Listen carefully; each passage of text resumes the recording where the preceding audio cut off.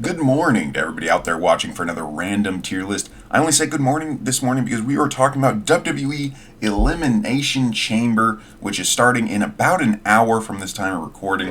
It is in Saudi Arabia this year, so it is at 9 a.m. Pacific and noon Eastern Standard Time.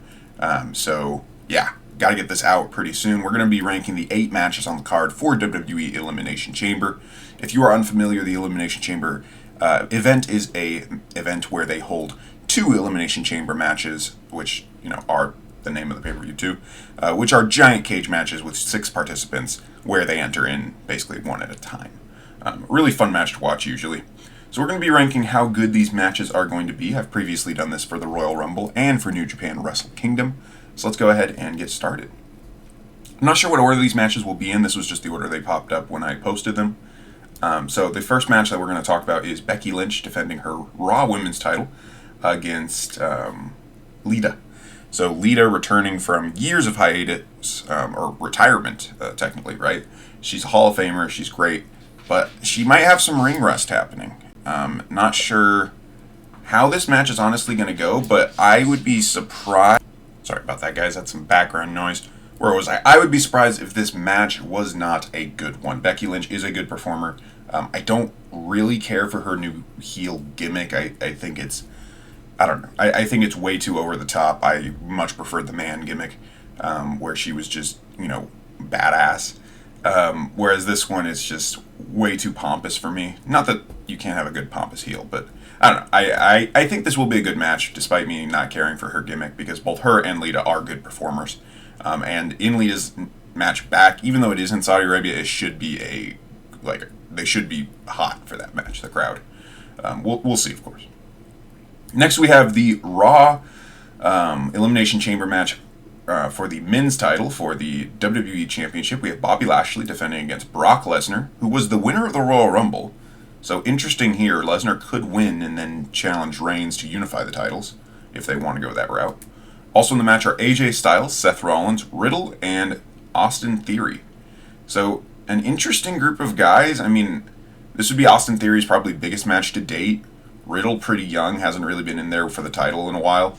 Rollins and Styles, always great. So, really an interesting group here. Unfortunately, I think it's pretty obvious that either Lashley or Lesnar is going to win, but they could throw a curveball here and take us in a different direction. We'll have to see. I'm going to have to put this in great match. I don't see any reason how this wouldn't be a good match, unless the booking is just horrible. Elimination Chamber matches are always great, and when you have some big, strong guys like Lashley and Lesnar, I think somebody's going to get thrown through a cage. And one of these guys is probably going to jump off of it, too. So, should be a great match. Next up, we have the Usos versus the Viking Raiders, formerly known as the War Raiders and the Viking Experience. This is for the SmackDown Tag Team Championships. This match should also be a great match. This match might honestly be match of the night. I think it may be better than the Elimination Chamber as a pure wrestling match. Elimination Chamber being more of a spectacle. I just don't know if the crowd's going to care as much. Saudi Arabia shows are always tough because the crowd isn't as familiar sometimes with the non-superstars. And I could be wrong.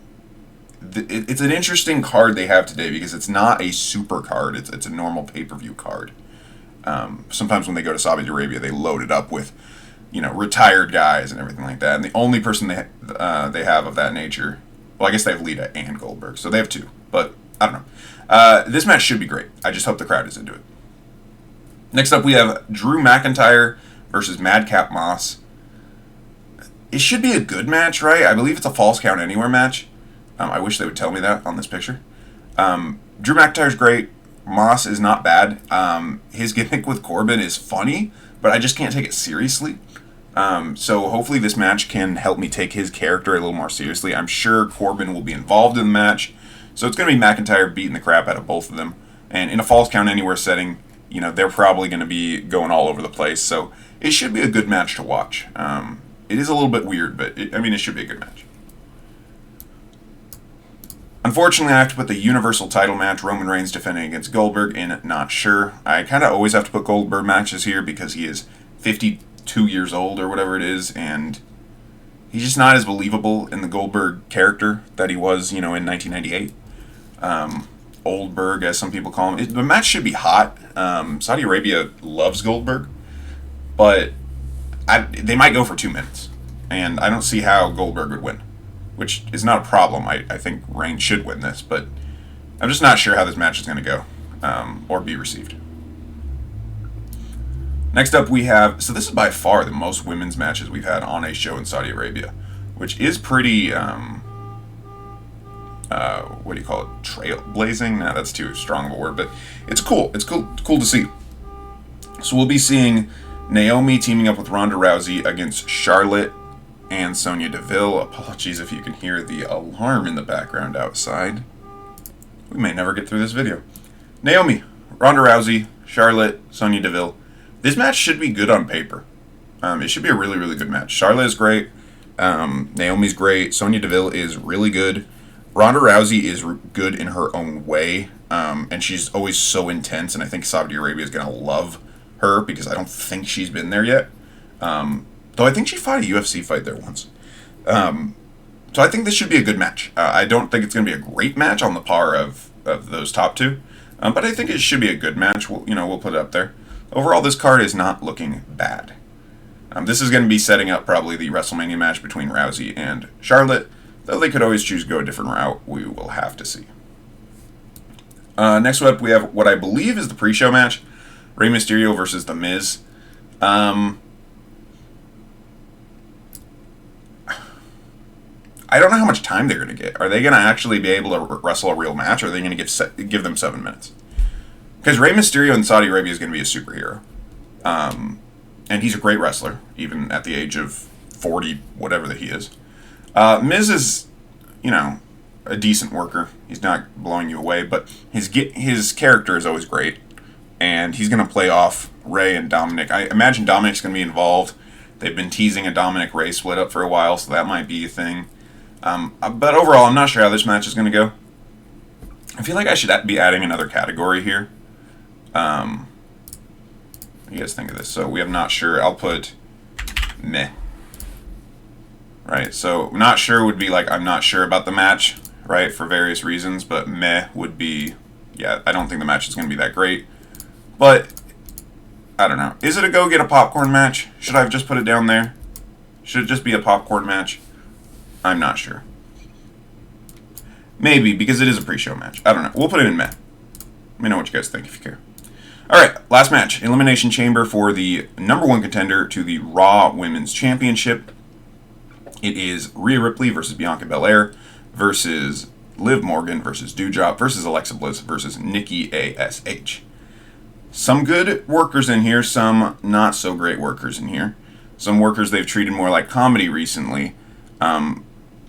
So this match I'm very not sure on. It should be good.